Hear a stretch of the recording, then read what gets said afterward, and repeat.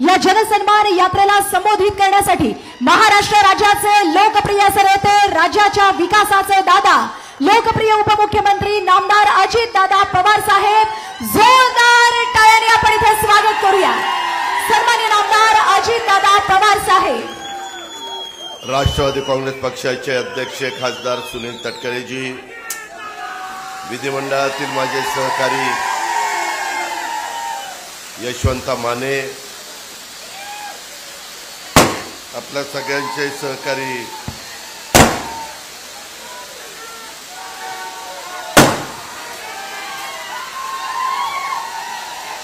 राजन पाटील, रुपाली चाकणकर, विक्रांत पाटील, अजिंक्य Rana Patil, Wasim Burrard, Kisanrao Jadhav, Latif Tamboli, Kalyanrao Patil, वर्षाताई शिंदे, कल्याणराव काळे, शुभांगीताई लंबे, सुवर्णाताई झाडे, संगीताताई जोगधनकर, यशोदाताई कांबळे, प्रकाश चौरे, माझ्या मोहोळ विधानसभा मतदारसंघातले उपस्थित असणारे सर्वच आजी माजी सन्माननीय पदाधिकारी, माझ्या जनसन्मान यात्रेच्या निमित्तानं आलेल्या मायमाऊली, माझ्या बहिणी, माझ्या मुली, आमचे सगळे बांधव, मोहोळ परिसरातील जमलेले सगळे माझे व्यापारी बंधू भगिनी, पत्रकार मित्र आणि सर्व माझ्या तरुण सहकाऱ्यांनो, मी सुरुवातीलाच मोहोळच्या या ऐतिहासिक आध्यात्मिक भूमीत जनसन्मान यात्रेच्या निमित्तानं उपस्थित असणाऱ्या तमाम माझ्या मायमाऊलींचं, माझ्या बहिणींचं, माझ्या शेतकऱ्यांचं, कष्टकऱ्यांचं, तरुण मित्रांचं, सर्वांचं मी मनापासून स्वागत करतो। तसंच इथं येण्यापूर्वी आम्ही एका पाणी पुरवठा योजनेचं देखील उद्घाटन त्या ठिकाणी केलं। बरेच दिवस तुमची सगळ्यांची मागणी होती, ती मागणी राष्ट्रवादी काँग्रेस पक्षाच्या आमदारांनी पुढाकार घेऊन पूर्णत्वाला नेली आणि आज त्याचं उद्घाटन झालं। तसंच भूमिगत गटाराचं देखील आपल्याला भूमिपूजन करायचं होतं। मोहोळ एक महत्त्वाचं सोलापूर जिल्ह्यातलं शहर, माझ्या पुणे सोलापूर हैदराबाद हायवेवर असणारं शहर, आणि त्याच्यामुळे इथं सुधारणा झाल्या पाहिजेत, इथं सुविधा मिळाल्या पाहिजेत, इथल्या लोकांचे प्रश्न सुटले पाहिजेत। त्याकरता मागे राजन पाटलांनी आवाहन केल्यानंतर तुम्ही यशवंताला निवडून दिलं आणि मग यशवंतांनी गेल्या 5 वर्षामध्ये मागे वळून न पाहता सातत्याने मोहोळ विधानसभा मतदारसंघ आणि मोहोळ शहर या सगळ्याचा सर्वांगीण विकास करण्याचा ध्यास हा त्यांनी त्या ठिकाणी स्वीकारला आणि बरेच वर्ष 129 कोटी रुपयाची नगर परिषदेची भूमिगत गटारची बांधणी कंडी महाराष्ट्राच्या कानाकोपऱ्यामध्ये मोहोळकरांना फिरत असतो। जर एखाद्या शहराचा व्यवस्थित विकास करायचा असेल तर पहिल्यांदा अंडरग्राऊंड ड्रेनेज तिथं करावं लागतं, त्याच्याशिवाय डासांचा आणि इतरांचा प्रादुर्भाव कमी होत नाही आणि मग त्याच्यानंतर बाकीचे रस्ते आणि इतर सुविधा गट आपण त्या ठिकाणी करत असतो। ते काम आता 129 कोटी रुपयाचं आपण हातामध्ये घेतलेलं आहे आणि त्याचा शुभारंभ आज आपल्या सर्वांच्या साक्षीनं झाला।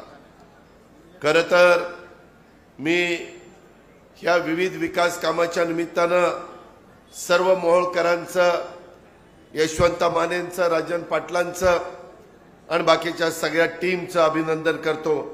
यापुढे देखील मोहोळकरांना कोणत्याही प्रकारचा निधी किंवा निधीची कमतरता मी भासू देणार नाही, अशा प्रकारचा शब्द देखील मी आपल्याला सगळ्यांना देतो। आपल्याला सगळ्यांना माहिती आहे मोहोळ आणि बारामती काही फार लांब नाही आहे, मी शब्दाचा पक्का आहे। गेले 35 वर्ष माझ्या महाराष्ट्र आणि माझ्या सोलापूर जिल्ह्यानी आपण सर्वांनी आम्हाला भरभरून प्रेम दिलं, भरभरून आशीर्वाद दिले, भरभरून भरभक्कम पाठिंबा दिला आणि आम्ही देखील मिळालेल्या पदाचा आणि मिळालेल्या संधीचा वापर हा आपल्या भागातल्या जनतेचा विकास करण्याच्या करता कसा करता येईल याच करता मी सतत प्रयत्न करत असतो। सकाळी 6ला उठून कामाला सुरुवात करत असतो। काही जण माझ्यावर टीका करतात, टिंगलटवाळी करतात, मला त्याचं काही घेणं देणं पडलेलं नाही. आपण आपलं काम करत राहायचं, आपण लोकांशी विश्वासाने राहायचं, लबाडी करायची नाही, लोकांना फसवायचं नाही, लोकांची दिशाभूल करायची नाही. अशा प्रकारचं मला खूप जण सांगतात, दादा तुम्ही फार स्पष्ट बोलता, मग लोक नाराज होतात. नाराज जर झाला तरी नंतर त्याला कळतं की अजित पवार सांगत होता तेच खरं होतं. उगीच हेलपाट्यावरही त्याला मारायचं, त्याच्याऐवजी खरं सांगून त्याला दुसऱ्या कामामध्ये कसं पाठपुरावा करता येईल ह्याबद्दलचा प्रयत्न हा मी करत असतो. आपल्याला सगळ्यांना माहिती आहे, महाराष्ट्राचा आराध्य दैवत छत्रपती शिवाजी महाराज, छत्रपती शाहू महाराज, क्रांतीसूर्य महात्मा ज्योतिबा फुले, भारतरत्न डॉक्टर बाबासाहेब आंबेडकर, स्वराज्य जननी जिजाऊ माँसाहेब, क्रांती ज्योती सावित्रीबाई फुले, राजमाता पुण्यश्लोक अहिल्यादेवी होळकर या तमाम महापुरुषांना, महामानवांना मी त्या ठिकाणी विनम्र अशा प्रकारचं अभिवादन करतो. स्वर्गीय बाबूराव पाटील अण्णा यांना देखील मी भावपूर्ण श्रद्धांजली अर्पण करतो. या सगळ्यांनी मिळून आपापल्या कारकिर्दीमध्ये ह्या देशाला, या राज्याला एक दिशा देण्याचं काम केलेलं आहे. आज राष्ट्रवादी काँग्रेस पक्ष महायुती सरकारमध्ये आहे. बरेच जण मला विचारतात की दादा तुम्ही सरकारमध्ये कसं काय गेला? आम्ही विकासाच्या करता गेलो, आम्ही कामं करण्याच्या करता गेलो. आता जवळपास 2,500 कोटीची कामं माझ्या मोहोळ विधानसभा मतदारसंघात यशवंत माने करू शकला, राजन मालकांच्या मदतीमुळे करू शकला, त्यांच्या आशीर्वादामुळे करू शकला. त्याला कारण आम्ही सरकारमध्ये होतो. पहिले 2.5 वर्ष मी सरकारमध्ये उद्धव ठाकरे साहेबांच्या होतो. उद्धव ठाकरे साहेबांच्या सरकारमध्ये असताना आम्ही आमची विचारधारा सोडली नाही. शिवसेनेची विचारधारा काय, राष्ट्रवादीची काय, शाहू फुले आंबेडकरांची विचारधारा घेऊन आम्ही सगळेजण पुढे चाललेलो आहोत. आज देखील मी भारतीय जनता पक्ष आणि शिंदे साहेबांची शिवसेना यांच्याबरोबर सरकारमध्ये राष्ट्रवादी काँग्रेस पक्ष असला तरी आपण सेक्युलर विचारधारा सोडलेली नाहीये. माझी मोहोळच्या तमाम माझ्या अल्पसंख्याक समाजाला, सर्व जाती धर्माच्या लोकांना, 18 पगड जाती 12 बलुतेदारांना सगळ्यांना आव्हान आहे की जो हिंदवी स्वराज्याची स्थापना करत असताना जातीय सलोखा ठेवण्याचं काम छत्रपती शिवाजी महाराजांच्या कारकिर्दीमध्ये झालं, त्याच रस्त्याने आपण पुढे गेल्याशिवाय आपल्याला गत्यंतर नाही. त्याच्यामुळे कुठलाही धर्म, कुठलीही जात, कुठलाही पंथ हा एकमेकाचा आकस करत नाही, एकमेकाचा दुस्वास करत नाही, एकमेकाच्या बद्दल अतिशय विषारी अशा प्रकारची भाषा वापरत नाही. आज मात्र महाराष्ट्रात काही लोक कारण नसताना लोकांची दिशाभूल करण्याचा प्रयत्न करतात. मोहोळचा प्रश्न खरा काय? इथला शेतीचा पाण्याचा प्रश्न आहे, इथल्या 10 गावांच्या संदर्भातला प्रश्न त्या ठिकाणी आहे, इथल्या पिण्याच्या पाण्याच्या संदर्भातले प्रश्न आहेत. हे प्रश्न महत्वाचे आहेत का इतर प्रश्न महत्वाचे आहेत ह्याची देखील कुठेतरी जाणीव आपण सगळ्यांनी ठेवली पाहिजे. अरे इथं तरुण तरुणींच्या हाताला आपण काम दिलं पाहिजे, त्यांच्याकरता चांगली कारखानदारी कशी माझ्या मोहोळच्या परिसरामध्ये येईल याकरता प्रयत्न केला पाहिजे. आज थोडासा काल पाऊस झाला, अडचण झाली, मला हे सगळे सांगत होते की दादा आम्ही हा मंडप टाकायचा प्रयत्न करत होतो, परंतु आम्हाला वेळ कमी मिळाला, त्याच्यामुळे आम्हाला गैरसोय झाली.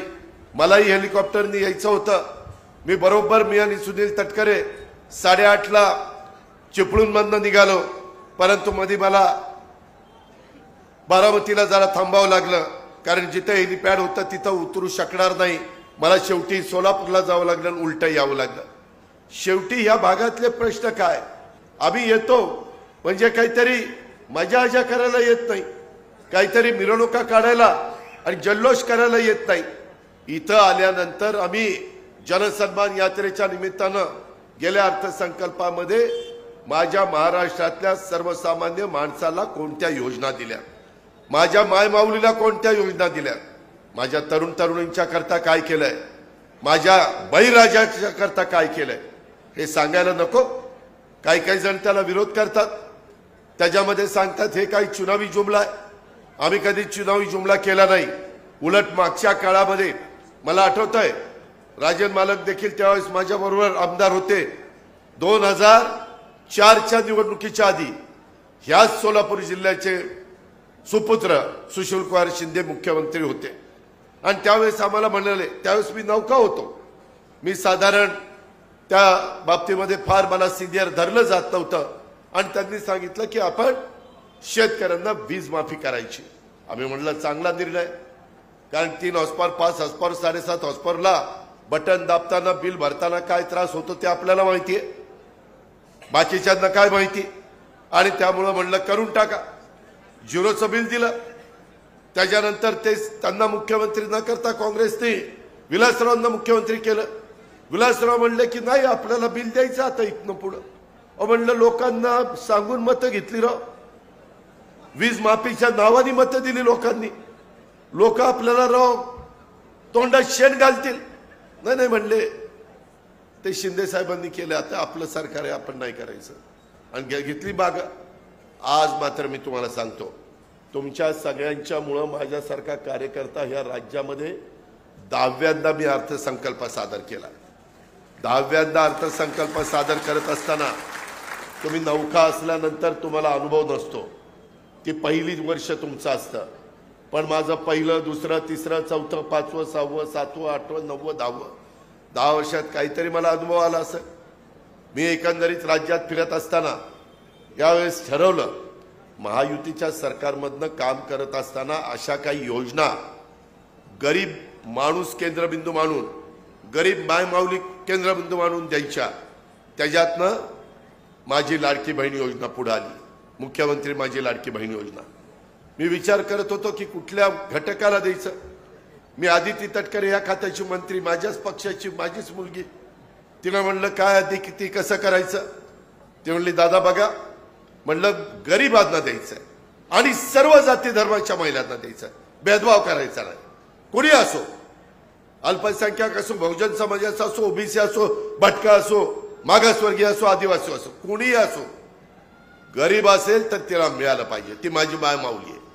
आणि त्याच्यातनं मी 2.5 लाखाचं ते लिमिट घेतलं आणि त्या पद्धतीने सुरुवात केली. त्याच्यामध्ये स्वतः आदितीनं लक्ष घातलं. 1,60,00,000 यादी आली. आज माझ्या माय माऊली दिमागदार फेटा पिंक कलरचा घालून इथं बसल्या, काय देखणं दिसत आहेत, फोटो काढून द्यायला पाहिजे. त्याच्यामध्ये खरोखरीच अतिशय एक समाधानाचं वातावरण माझ्या मनामध्ये आहे. मी जनसन्मान यात्रेच्या निमित्तानं फिरतो. मी महिलांच्यात, मी आज येताना तिकडनं आलो नाही, वेळ बराच झालेला होता, 2 तास मला लेट झालेले होते. नाहीतर तिकडनं आल्यानंतर माझ्या हातात माझ्या बहिणी राखी बांधतात, संपूर्ण हात भरतो, हा हात भरतो. कोण एवढं प्रेम तुमच्यावर करणार आहे? कोणती बहीण एवढं भरभरून भावाला त्या ठिकाणी आशीर्वाद देणार आहे, भावाच्या पाठीशी भक्कमपणे उभे राहणार आहे? अहो हे सगळ्याला मिळत नाही. याला काहीतरी चांगलं बापदादांनी करावं लागतं, त्यावेळेस त्यांच्या पुढच्या पिढीला हे चांगलं मिळतं. त्याच्यात आम्हाला भाग्यवान समजतो. आणि तिथं त्यांच्या चेहऱ्यावर हसरेपणा, आनंद, समाधान हे आज महाराष्ट्रामध्ये फिरत असताना मला पाहायला मिळतंय. माय माऊलींनो, किती जणांना 3,000 रुपये आलेत त्यांनी हात वर करा. तेव्हा का बस खाली घ्या. ज्यांना आले नाहीत घाबरू नका. 2.5 लाखाच्या आतमध्ये तुमचं उत्पन्न असलं तर हा अजितदादाचा वादा आहे, तुम्हाला देखील पैसे आल्याशिवाय त्या ठिकाणी राहणार नाही. आता पुढच्या टप्प्यातले पैसे आम्ही सोडतो. परवा 4,600 कोटी रुपयाच्या चेकवर फाईलवर मी सही केलेली आहे. काळजी करू नका, हा तुमच्या करता आहे. तुम्हाला सक्षम करायचं आहे, तुम्हाला सबल करायचं आहे. तुम्हाला आम्ही आरक्षण दिलं, त्याच्यात काही महिला झडपी अध्यक्ष झाल्या, सभापती झाल्या, उपसभापती झाल्या, सरपंच झाल्या, नगराध्यक्ष झाल्या, महापौर झाल्या. वेगवेगळी पदं तुम्ही चांगल्या पद्धतीने चालवली. आता पुढच्या 5 वर्षापासून तुमच्यातल्या 1/3 महिला ह्या महाराष्ट्र राज्याच्या आमदार होणार आहेत. 1/3 महिला देशामध्ये खासदार होणार आहेत. बाकीच्या जागा आहेत ते आहेतच, त्याच्यात अधिक हा निर्णय देखील झालेला आहे. निर्णय प्रक्रियेमध्ये तुम्हाला घेतलेला आहे. शेवटी सकाळपासून रात्री उशिरापर्यंत प्रत्येक घरातली कोण व्यक्ती कष्ट घेत असेल तर हे देखील सगळे आमचे बापडे सांगतील. माझे बांधव सांगतील आमची माय माऊलीच करते. पहिली सकाळी तीच उठते, सगळं काम तीच करते, रात्री सगळे झोपल्यावर कावाड तीच त्या ठिकाणी लावते आणि नंतर ती झोपते. हे काम इतकं करत असताना कधी कुणी विचार केला का? आम्ही पण आम्हाला दोषी समजतो. अरे मी पण इतक्या वर्ष सरकारमध्ये, परंतु त्या अँगलने आम्ही विचार केला नाही. आता मात्र 1,500 ठीक आहे. काही जण टीका करतात, काय दिले तर 1,500 दिले. अरे तुला काय माहिती 1,500ची किंमत? गरीबाला माहिती 1,500ची किंमत. आज ते 3,000 आल्यानंतर मोठ्याच्या पोटी जन्माला आलेल्यांना सोन्याचा चमचा तोंडामध्ये घेऊन जन्माला आलेला काय माहितीये? इथं कष्ट करण्याला माहितीये, खुरपणीला जाणारीला माहितीये, धुणमांडी करणारीला माहितीये, झाडू पोतना करणारीला माहितीये, स्वयंपाक करणारीला माहितीये, झोपडपट्टीमध्ये कष्ट करणारीला माहितीये. अशा पद्धतीनं किंवा जिरायत भागातली शेती माझी जी मायमाऊली करते, निव्वळ पावसावर अवलंबून राहावं लागतं. नाही पाऊस पडला तर बाटूक देखील उगवत नाही. अशा प्रकारची आपली परिस्थिती, ही परिस्थिती. आणि मग त्या मायमाऊलीला द्यायला नको? अहो त्या काँग्रेसच्या कुठल्या माजी मंत्री सुनील केदार तिकडे कुठेतरी नागपूरला म्हणाले आम्ही सरकारमध्ये आल्यानंतर पहिल्यांदा त्या ठिकाणी काय करू तर ही योजना बंद करू. आम्ही सत्तेवर आलो की पहिल्यांदा लाडकी बहीण योजना बंद करूया. अरे पठ्या, याच्यात काय फुशारकी मारली का तू? बघ आता बरोबर बोलला, बरोबर बोलला. मला बोलता येत नाही. तुझ्या वडिलाची आहे का? त्याच्यामध्ये या पद्धतीनं हे वागतात. आज राज्यातल्या सर्वसामान्य बहिणींच्या खात्यावर थेट पैसे जात आहेत, त्यांना सन्मानाने उभं राहण्याची संधी मिळते. ते या मंडळींना बघवत नाही. त्यामुळे या मंडळींना काही जणांना या योजनेला विरोध करण्याच्या करता तटकरे साहेब कोर्टात काहींना हायकोर्टामध्ये पाठवलं, परंतु कोर्टाने ते धुडकावून लावलं. या मंडळींच्या मनातली मळमळ ती सुनील केदारांच्या रूपाने बाहेर आली.